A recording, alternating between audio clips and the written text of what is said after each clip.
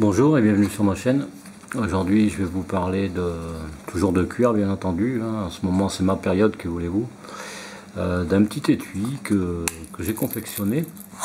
D'ailleurs j'avais déjà parlé de ce petit couteau Victorinox, et sans vouloir en reparler parce que j'ai déjà fait la vidéo, je l'avais acheté juste parce qu'il y a cette petite lame serpette qui m'intéressait, ainsi que d'autres éléments, parce que c'est quand même pratique pour travailler le bois avec la petite scie, et la lame normale, le poinçon, enfin voilà. Il suffit d'aller regarder ma vidéo.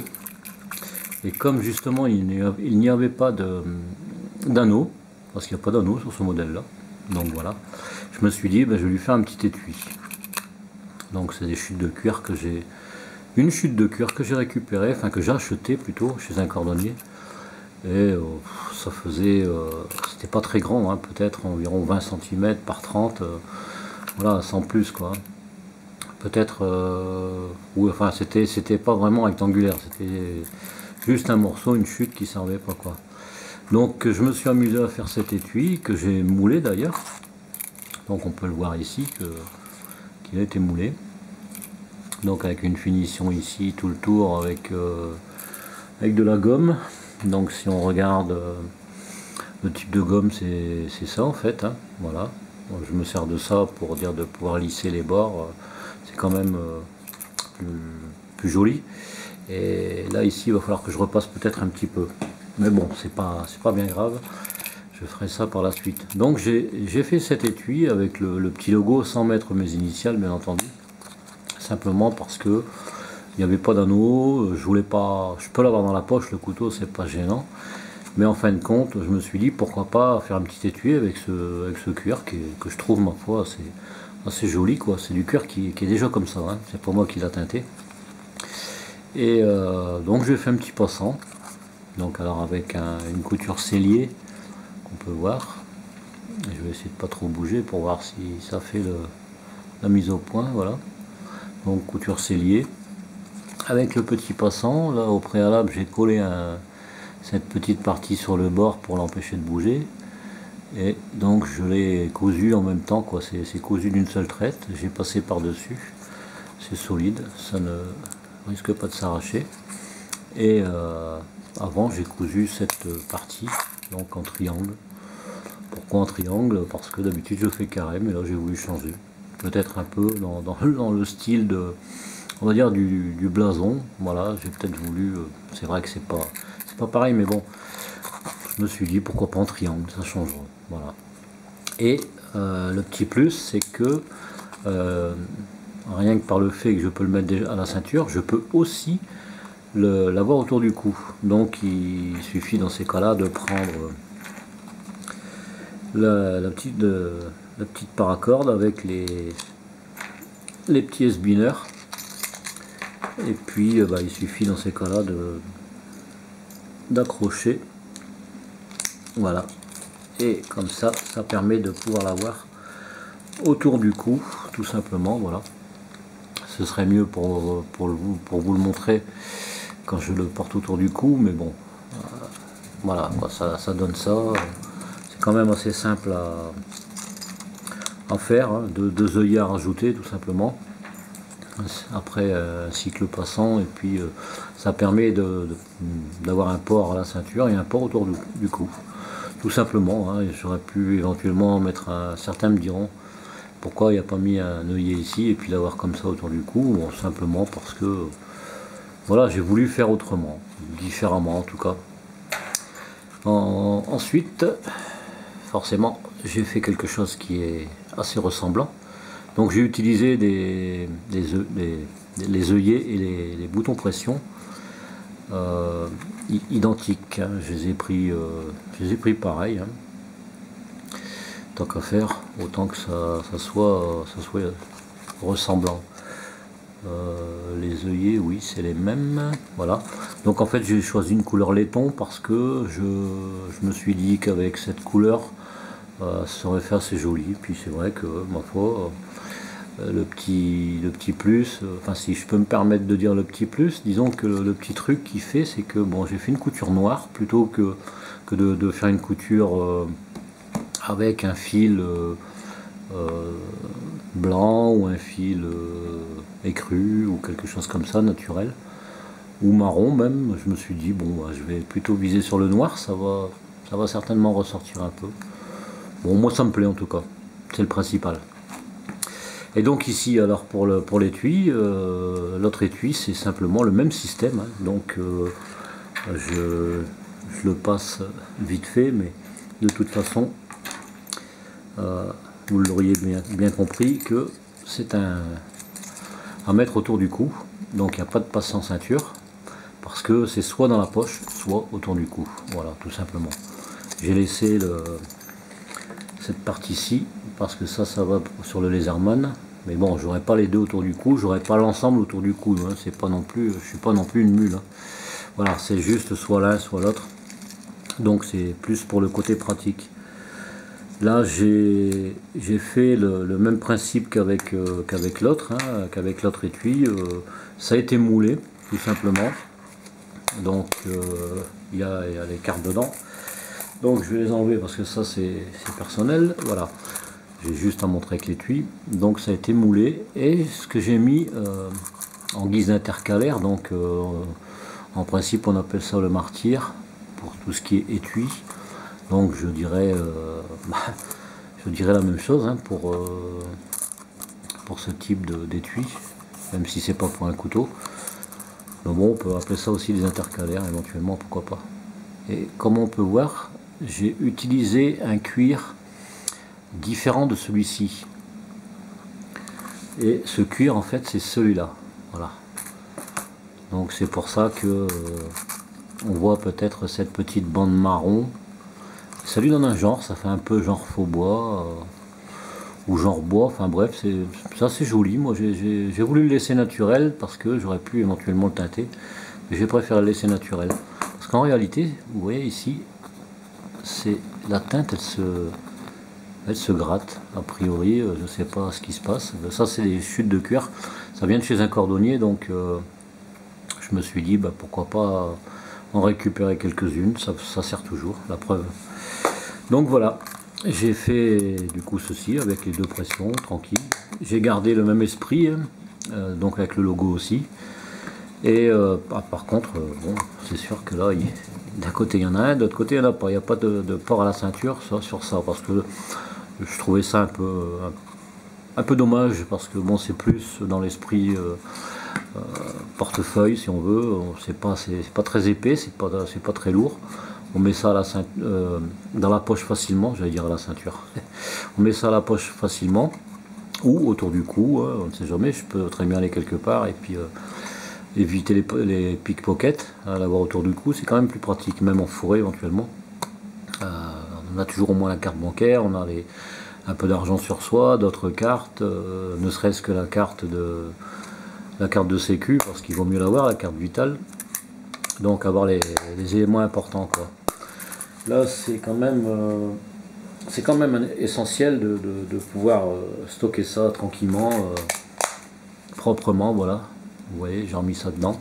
Donc si on prend l'ensemble, donc déjà je vais parler du Victorinox. Le Victorinox par lui-même, bon, il était pas lourd, hein. Le Victorinox il fait quoi, 85 grammes. Si on prend le poids de l'étui, donc l'étui vide il fait 35 grammes. Donc ça nous fait un total de 120 grammes, quoi. Voilà, 120 grammes pour un ensemble comme ça, c'est pas excessif. Par contre là c'est pas beaucoup plus lourd de toute façon, hein. Si on prend l'étui complet là, avec les papiers, avec les cartes, avec tout ce qu'il y a dedans, on arrive facile à 113 grammes, ce qui n'est pas encore excessif. Par contre si on prend l'étui vide, l'étui fait 62 grammes. Donc dans l'ensemble c'est un cuir. Ce cuir là, je pense qu'en épaisseur il fait 2 mm et demi. Et pour ce qui est des intercalaires, si on prend ce type de cuir, c'est du 3 mm. Donc il faut se dire qu'il y a 6 mm d'épaisseur, et plus de ce décroché qu'il y a ici, avec la forme de... Parce qu'au départ je voulais mettre que la carte bancaire sans mettre les autres cartes derrière, mais je me suis dit c'est ridicule, juste faire un étui comme ça pour une seule carte bancaire, c'est un peu ridicule. Donc je me suis dit autant mettre les cartes qui peuvent m'être nécessaires, carte bancaire, carte vitale, la carte de mutuelle, un peu d'argent, voilà, de quoi, en cas de problème sur la route, en cas de problème même si je devrais être évacué, en cas de souci en pleine forêt ou ailleurs, j'aurai au moins les papiers sur moi, quoi.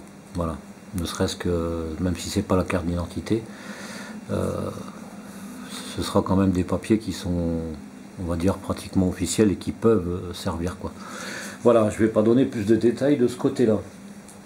Et pour ce qui est des étuis, au niveau du cuir, la chute de cuir, donc je disais que ça faisait à peu près environ 35 peut-être par...